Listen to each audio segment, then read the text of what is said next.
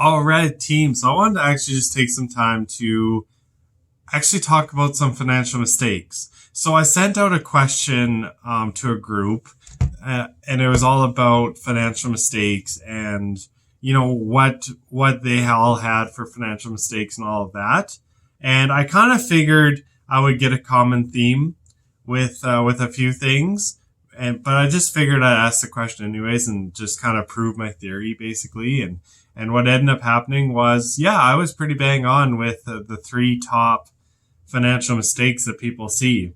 Let's go through them. And these are not in any order. They're just three of the main ones. One is credit cards. People regret getting a credit card, and people regret using a credit card for emergencies. People regret just getting a credit card in general for a free t-shirt. People regret using a credit card, all of this good stuff. So credit cards was a big one, and I figured that. The next one was leasing or financing a vehicle. Again, I figured that. I figured that that was one of the main ones because it's so easy to get into one of those loans. Like they basically give them out for free. Like it's it's insane. And then the third one was either purchasing their home too early or purchasing too big of home for them and their family. So these three are common theme. I had two of them kind of guessed already. The credit card was one, and then the car loan was another one. I figured that the housing would be a big one, but I didn't know it would be in the top three. So with just the sample size I had, those three were the main ones. So let's walk through kind of some tips or tricks to really help you avoid these things. Which, by the way, if you've done these things, this just goes to show you it's super common. Don't feel bad about it. This isn't to shame you, but this is to say, hey, like other people have done it. It's very common. It's a very common financial mistake. So don't feel bad about it, but let's get out there and let's move on from it. So anyways, let's go back to credit cards. If I can say one thing about credit cards is it's on average, you spend 47% more on a credit card than you would using cash.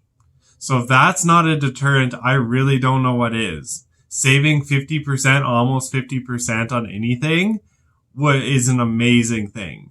So I personally, that's enough to deter me. But let's talk about credit cards. So credit cards, really, people think they need credit cards to build credit. You don't. People think that you need to have a credit card in case of an emergency. We talk about not using a credit or not using any sort of debt to cover emergencies. So a credit card is not needed for that. Save up your own cash.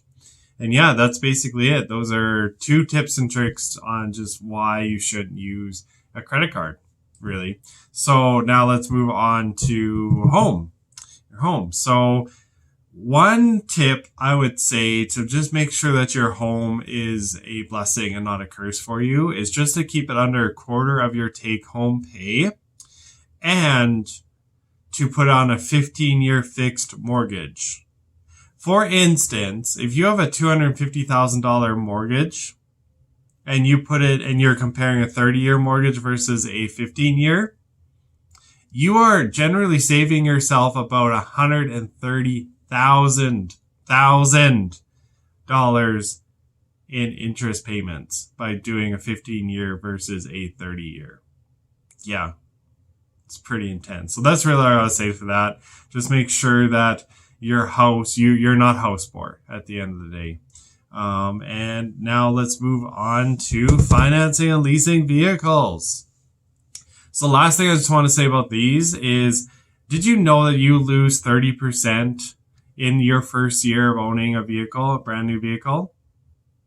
And you actually lose 10 to 15% the year after. So that means in 2 years, your vehicle has dropped 40 to 45% of its value in those 2 years. It's insane. Don't fall for this stuff. Buy a good used vehicle, 2 years or older, because you'll save a ton of money by doing that.